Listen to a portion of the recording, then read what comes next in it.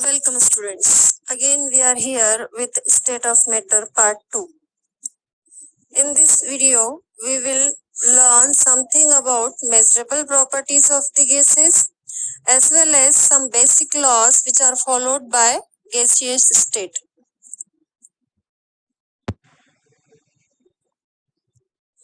Very first we must know what is exactly gaseous state. It is one of the state which has highest energy. The gaseous state has some general features by which we can easily recognize state. Like gaseous particles have very less intermolecular attraction force, which is very weak. Gaseous particles or gaseous state is highly compressible. That's why they can convert into liquid state as well. They have very low density compared to solid and liquid. They do not have fixed shape, fixed volume. They can take shape and volume of the vessels in which they are keeping. They applied pressure, exert pressure in all the directions, and gaseous particles can mix in equal proportion with others. So these are the features by which we can easily identify gaseous state of the substance. Now, the measurable properties, the properties which we can measure by using some of the devices. First property is the mass. Mass is measurable property for gas. Since gas is also matter, so we can easily measure the mass. The unit of mass for gas is also same, gram, kilogram, milligram. And you know very well that 1 gram is equal to 1 by 1000 kilogram, or 1 kilogram equal to 1000 gram.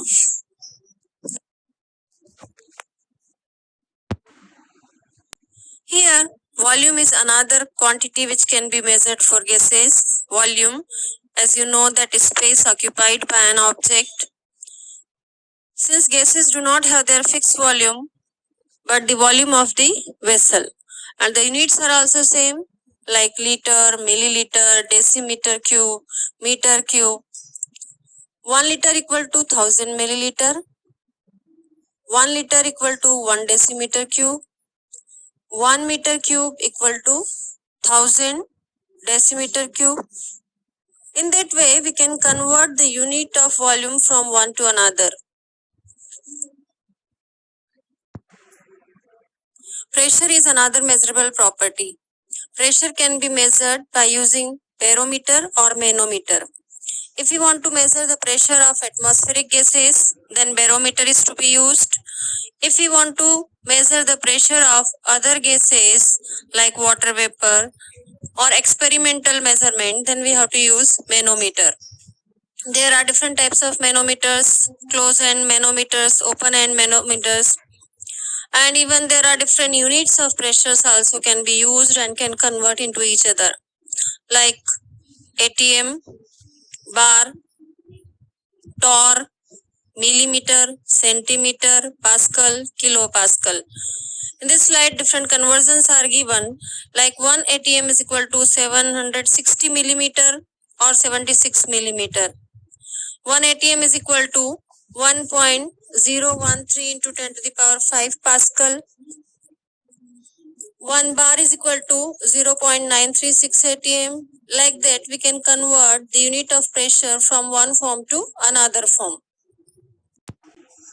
Another fundamental unit is temperature, which is degree of hotness. This also can be measured for even gaseous state. Thermometer is to be used, laboratory thermometer is to be used. There are different units of temperature, degree Celsius, Kelvin, Fahrenheit. Kelvin is a standard unit of temperature, which can be converted into degree Celsius, even in Fahrenheit also. Kelvin is equal to temperature in degree Celsius plus 273.15. Or normal temperature and pressure, different units are to be used. At standard temperature and pressure, the volume of gas is 22.7 liter.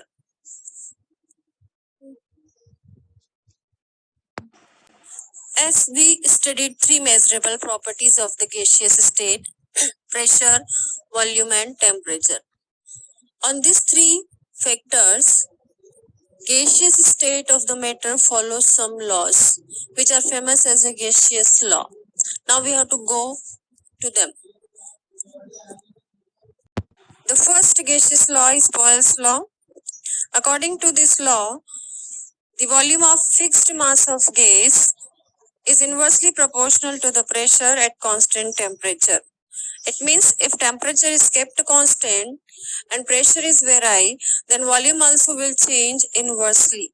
If pressure is increased, volume will decrease. If pressure is decreased, volume will increase. It means V is inversely proportional to P. If proportional sign is removed, then it will be V is equal to K by P. It means PV is equal to K. What does it mean? It means that pressure and volume, the product of pressure and volume will be always constant. And if we are using different conditions, then formula will be P1V1 equal to P2V2 equal to P3V3 and so on equal to constant. K is a proportionally constant. The value of K depends on mass of the substance and temperature. As Boyle's law is explained at constant temperature, it means it is isotherm. Isotherm means the state in which temperature is kept constant. If we see the graphical representation of Boyle's law, all the graphs are known as isotherm graphs. In slides, there are different types of graphs are plotted. In first graph, you see at x-axis contains volume and y-axis contains pressure. Then graphs are in form of parabola. Decreased by increasing pressure. Three conditions of temperatures are taken in which T3 is greater than T2 than greater than T1. If we draw the graph between pressure and inverse of volume, means between P and 1 by V, then we'll get a straight line.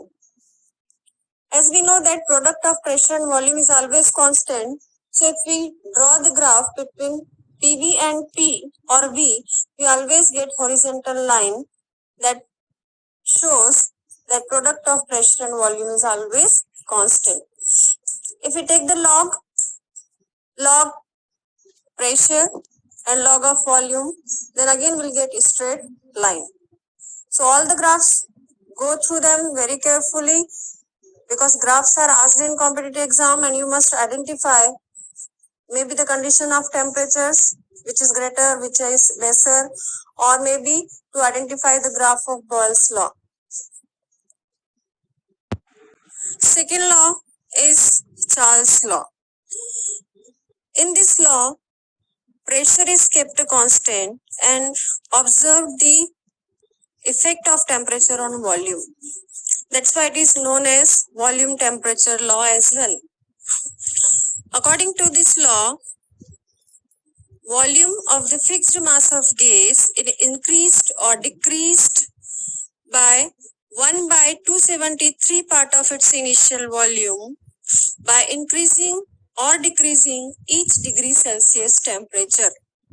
It means if temperature is increased by 1 degree, then volume of the gas also will increase by 1 by 273 part of its initial volume. It means if we take volume at T temperature means Vt and V naught is a volume at 0 degree Celsius temperature and 1 degree Celsius temperature is increased, then resultant volume will be Vt is equal to V naught plus V naught by 273. Same way we can say different temperatures are to be taken. Then the formula will be Vt is equal to V naught plus V naught into T by 273. Finally, formula will be Vt is equal to V naught bracket 1 plus T by 273. If directly we see that volume is always increased by increasing in temperature, it means volume is directly proportional to temperature. If temperature is increased, volume will increase. If temperature is decreased, volume also will decrease. Even we can see in our daily life also, in summer season, there is expansion in balloon, tire tubes of vehicles.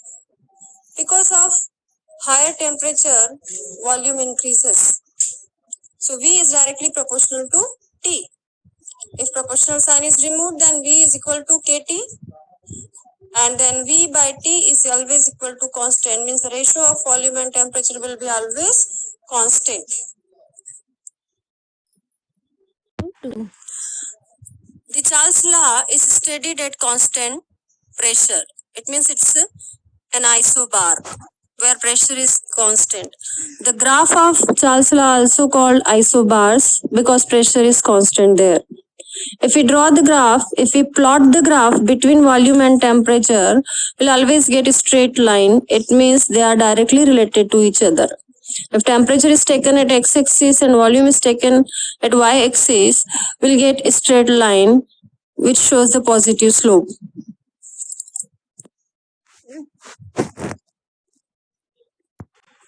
Third law, Gay-Lussac's law. It is also known as Hamilton's law. It is again called as pressure and temperature law because in this volume is kept constant. It is isochore.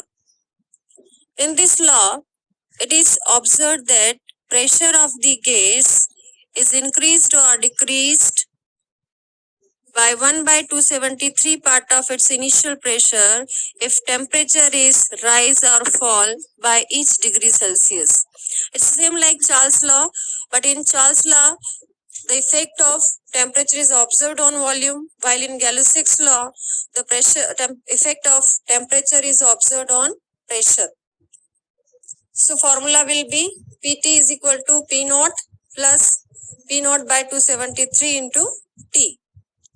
On other way, we can say that pressure of the fixed mass of gas is directly proportional to the absolute temperature. P proportional to T. P is equal to KT. Or we could say P by T is equal to K. It means the ratio of pressure and temperature is always constant. If we see the graphical representation of Gay-Lussac's law, it's almost equal to the Charles law because pressure and temperature both are directly related at constant volume. The graphs are known as isochores. If we plot the graph between pressure and temperature, we will get a straight line. It shows that pressure and temperatures are directly related. As we studied three basic laws followed by gaseous state. Which are those? Boyle's law, Charles law, Gay-Lussac's law, and Avogadro law. Now we have to derive a combined gas equation which is known as ideal gas equation because previous laws what we studied are followed by ideal gases. Next video we will see what are ideal gases and non-ideal gases. Very first we have to keep in mind that those laws what we studied are followed by ideal gases. Now if we combine Boyle's law, Charles law and Avogadro law, then we will get volume is proportional to N T by P. It means it will be PV proportional to NT. And now if proportional sign is removed, we have to keep one constant. Here we will use R, which is universal gas constant. Then equation will be PV is equal to nRT. This equation is called as a ideal gas equation or combined gaseous equation.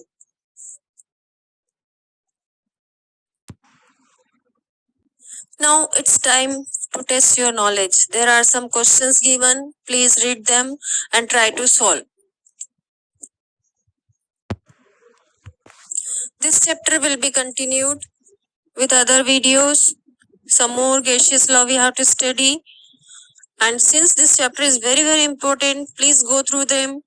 Some questions, some MCQs also will be given in next slides, next videos. So please go through them and subscribe the channel.